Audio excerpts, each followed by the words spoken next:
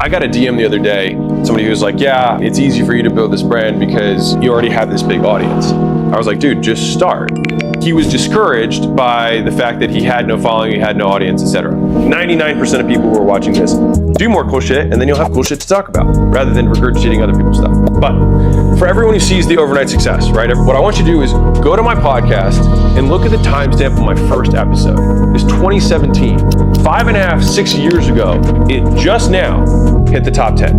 And in that 6-year period, I did not miss every week, 1 to 3 podcasts for 6 years.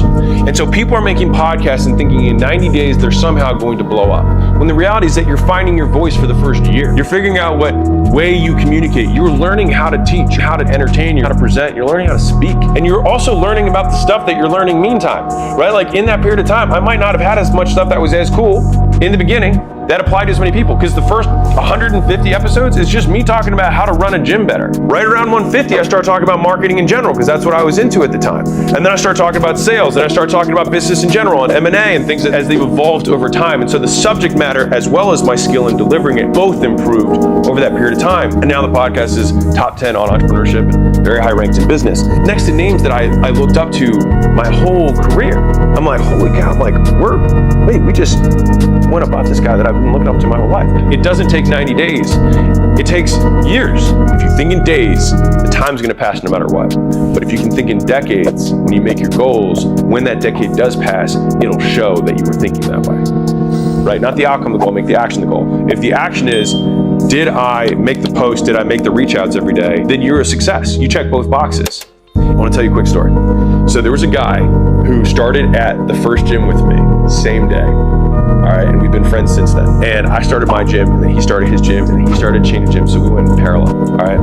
And he ended up selling those gyms, and he wanted to go online. He was like, dude, I need to build like a brand. And I was like, dude, you just need to start posting, short form stuff, making stuff that's valuable. He posted every day for 6 months. And then one video took off, and then the next video took off, and the next video took off, and then all of a sudden now, he's making $100,000 a month from the content that he was making. He'd already been doing business for 9 years.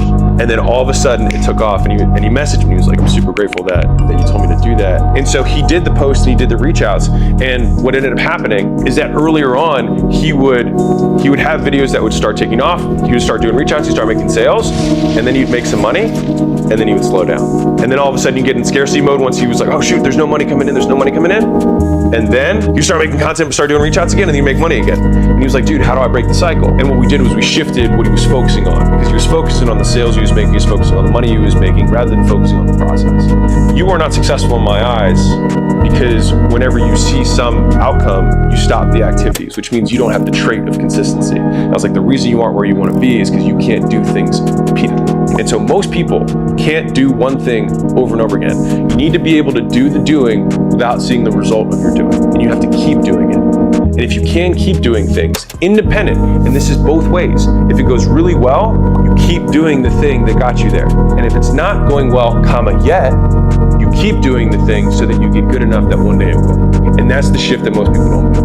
And I think that's why most people just stay poor. And the reality is that if you can commit to the actions and the behaviors and the traits that you will grow through doing, then at the end of this process, a decade later, you will be the type of person who can do something for a long period of time and wait. And I promise you that if you have that trait, money will never be a constraint in your life. And this is from Atomic Habits. Every winner and every loser have the same goals. So when you measure yourself by having this external thing, and people are like, set goals. Everyone wants to be rich. Everyone wants to have a six-pack. Your goals don't make you unique. It's the activities that you do that make you unique. The goal of the winner is to commit to the activities. The goal of the loser is to commit to the goal. 52% of 18-year-olds, high school seniors, think they're going to be millionaires by 25. The world is going to be shook.